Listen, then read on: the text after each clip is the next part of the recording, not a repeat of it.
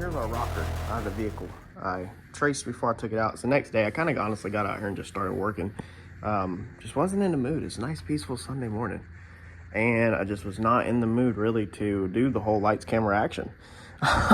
So I kind of just got at it, man. I kind of fit some stuff up and traced this before we pulled it out. So this is the piece up here in that curve.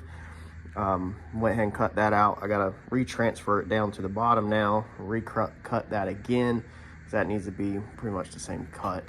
I might actually cut it in the vehicle. Nah, I should probably go and cut it out of the vehicle. I went ahead and did a stitch weld down this whole side right here. I think that's what you call it. It's just a real crappy straight weld, like no stacking dimes, no curve, just kind of pulling the weld straight. I thought about this 100 times. I was gonna put it on the inside, and I was like, no, it's probably too hard to get to on the inside. But now I probably should have put it on the inside. A stitch weld wouldn't have been too hard on the inside, but at least the outside I can really see. Honestly, could do the inside also, but I think it'll be fine. Remember, when this thing is done, this is all getting finished out, show quality. So this whole frame will get sanded, primed, and painted, including seam sealed over every seam. So all of this inner rocker, this whole stitch weld right here is going to get brushed out with seam sealer. And if you followed along with the Comet video, the Mercury Comet, then you know how you don't see absolutely nothing when you put seam sealer over it. So there's no reason to lay beautiful dimes. I mean, you could TIG this, but in the end result, my piece is going to look the exact same as the TIG piece because of how it's finished out with seam sealer and paint. So there's just no point in it. It's just wasting time. Just run MIG down it. The two pieces of metal are stuck together. It's good to go. So I'm going to go ahead and trace this down. Don't know exactly how I want to do this. Probably should do it with a square, but maybe I'll just freehand it. I mean, we can always grind it back. And again, this is like an inner fender piece. So this is not even a very important piece. I guess I can find that. Yeah, we definitely should be out of there. Let me figure out how I want to make that curve and get that cut.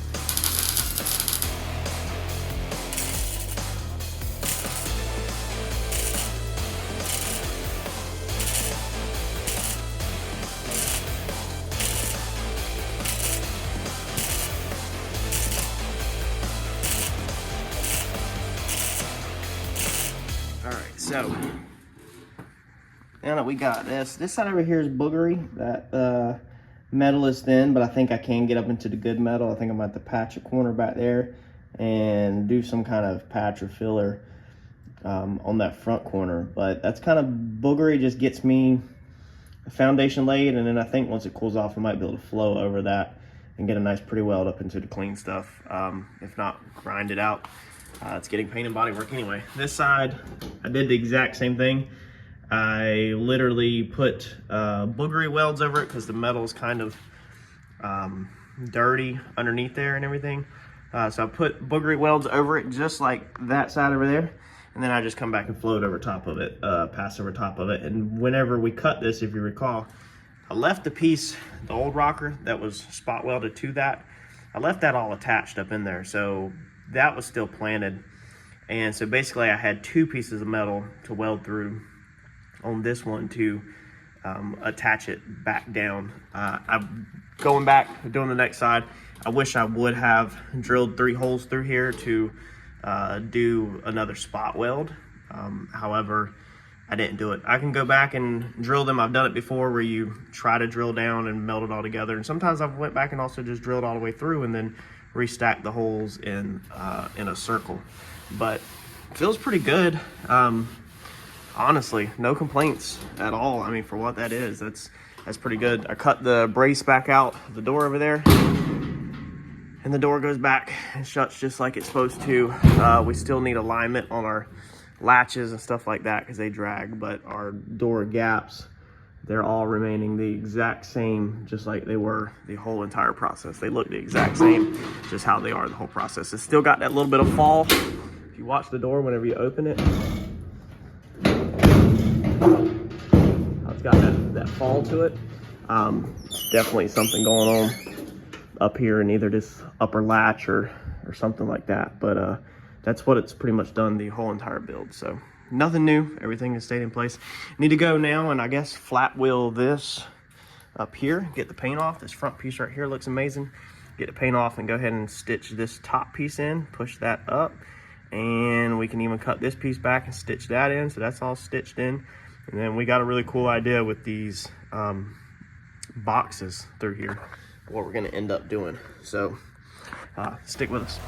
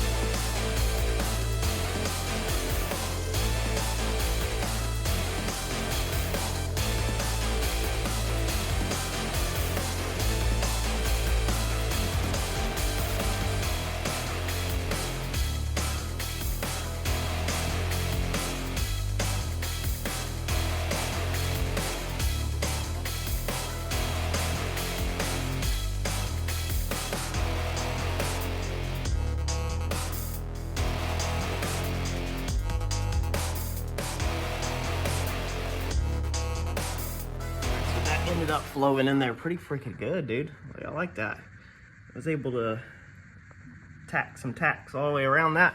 Now we'll have to join this to this. We'll have to build us another flange to go right there. As you say, we might do that all in one piece. Might step it because we're gonna eventually plate this over this all the way to this, and we'll just make this thing long and back, and then maybe we'll just kind of hammer it back or cut this out some more or something, make something funky there so that we don't have to put multiple pieces in. But dude, that thing worked out freaking, that's amazing. This was literally the only part that I went into this build having no clue how I was gonna freaking do this part of it, because I just didn't understand. Like I said, I was struggling with how in the world am I gonna build something strong enough to support the whole car. But now I totally get it. Like, I totally get it now that I've done it and put my hands on it. I totally get it. This box that we built out of 16 gauge is so strong. Like, it is solid. With that thing up there on the bench and feeling it and moving around and trying to purposely bend it, you can just tell how freaking strong that piece really truly is. And so now I completely understand how, you know, to do my rockers, and probably in the future how I will do rockers. All right, so that piece is gonna fit in pretty freaking decent, man. The whole length. It ties in pretty freaking decent there. So same transition right here. This puts this at close to the same top. This allows the floor structure to come in and lay flat on top of this and get a lot of plug welds. We can plug weld across this whole thing. I'm gonna go to Harbor Freight this afternoon and get the tool that does the plug welds. We come over here. This side's beautiful. The height is correct and everything. A little bit more cutting out around the welds, but then we'll be able to tie all that in, weld all that in, and then, like I said, go over top. Once we step the floor structure over top of that, that's gonna raise the height of that weld even higher, meaning we should be able to now flow over all this new metal plus this weld into this door jamb and end up completely perfect. So that's looking good. The only spot that's funky, which I can get it out, is this right here. As you can see, my metal's a little higher in that corner. I'll probably try to beat that corner up or something when I cut it. I'll probably honestly relieve cut it across here and then just try to roll a combination of the green metal up and then my metal down and seat them all up together, and then just kind of grind them out a little bit, smooth them out, and then it'll be a combination of body filler and stuff. But you can't really drop that side down, and it's unique because we went two pieces of metal over here, whereas over here there's no metal. And so we technically dropped this inner rocker 2 thicknesses of metal down, and still technically not down enough. But now, like we showed earlier in the video, this piece can also be off. This piece can be incorrect. So that little joint up right there, we'll figure it out. We'll probably notch this one down or something. Anyway, whenever I go to fit that up, that will be just like when you're chopping the top. It'll be one of the pieces you do piece by piece. So what I'm contemplating now, which I don't want to weld it in because I don't have the tool to pop the holes, that flange tool and air punch tool from Harbor Freight. It's gonna be amazing because I'll be able to just go down that flange and just hit spot welds, because I don't really want to do a stitch weld on that piece. And across the bottom of the rocker, I don't want to do a stitch weld. I want to do the traditional spot welds. I don't want to use the spot welding gun from Harbor Freight. A, it's expensive, I don't need it. And B, I've seen some on there, they look, it shows that it's strong. I just don't trust it, dude. Touching 2 points together, you know, I just don't trust it. I'd rather punch a hole through it and actually weld a circle with MIG and then flat wheel it all out where it looks pretty decent. And I want to be able to see the spot welds in it so it looks OEM. So I don't want it to look like it's a patch panel that just slips on, because a lot of times when you do these batch panels, or even car dealers on newer vehicles, you just slip it on and glue it, like urethane it in. People do body filler, all kinds of stuff, and then you don't see, if you don't see the spot welds, it could be slam caked full of body filler. So I want to see some circle or spot welds when I'm done painting to an extent. So it might be almost time to honestly move to the other side, or pause and go get the tool from Harbor Freight. The front, it's gonna work out good. I got that clamp in the door, so it ain't gonna really close, but it'll work out good. We'll rip that off to length, and like I said, we'll put a cap, and I'm still brainstorming a certain thing that I want. Our door gap looks really good all the way across. Nice and equal. Like I said, once that gets all welded up and painted, it'll look the same. The ends won't look funky at all.